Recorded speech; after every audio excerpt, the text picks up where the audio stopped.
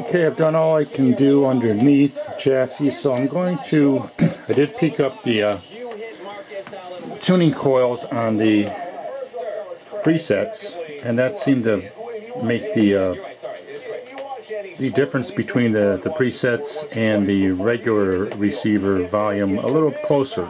They're not so far apart now, so that helped a bit. I'm getting ready to align this set and see how that works, see if I can get it even better, coming in better. So I'll come back when I start doing that. Okay, I decided to align this set, and I'm halfway through doing that. I'm following the instructions that comes with it.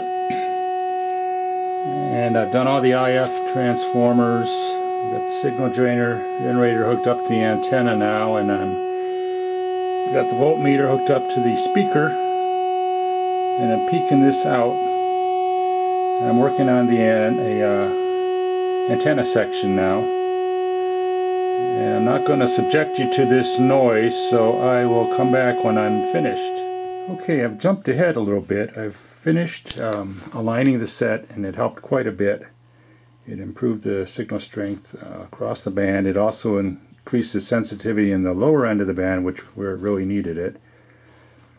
And I feel like I'm running out of time. I have some time constraints, so I'm going to be putting this back into its case and putting it up. I'm happy with it so far. I'm going to put it away for a while. First thing I want to bring to your attention is that if you have a situation like this, I have bolts that hold this to the cabinet. There were like 6 bolts, and only 2 of them were available. So if you need to replace them, I found a good combination is these, it's like a sheet metal bolt. It's a number 12 by 1 1/4 inch long screw and a nice 1/4 inch fender washer. They work very well for securing these sets and replacing the old equipment. Another issue I had was replacing this indicator jewel. I call it a jewel.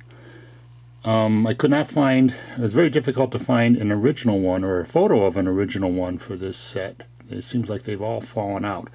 I did find one person who had one on eBay, and it wasn't a very, it had it intact, and it wasn't a very fancy jewel. It was just kind of a red dome.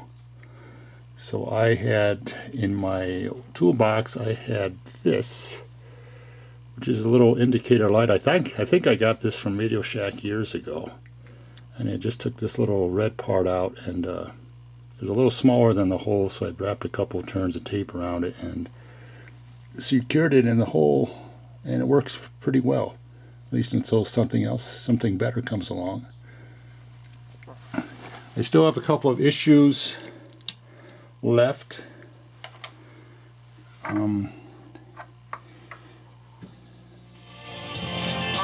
Sounds pretty good. The difference in sound between the setting for the remote and the standard broadcast is still quite a difference in volume. I haven't been able to figure that out yet.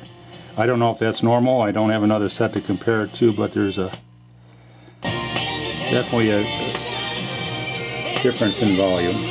The set sounds pretty good though. There's still noise like this. I think it's external. I'll see if I can move this to a different location and figure out what's causing that. Like that. But it's coming in pretty well. Went from a dead set to this, so I'm happy with that. So I'm going to be buttoning this thing up in its case. The only other issues I'm going to take care of before I'm through with this is to do a video on trying to flatten the dial on this. I saw a technique for doing that, so I'm going to attempt it and see if I can get it flat. And the other thing I want to do is try to find replacements for these call sign tags here. I'm just going to play around until I get a good combination, and I'll let you know what that is. So I'll be back a couple more times before this is finished. It's coming along.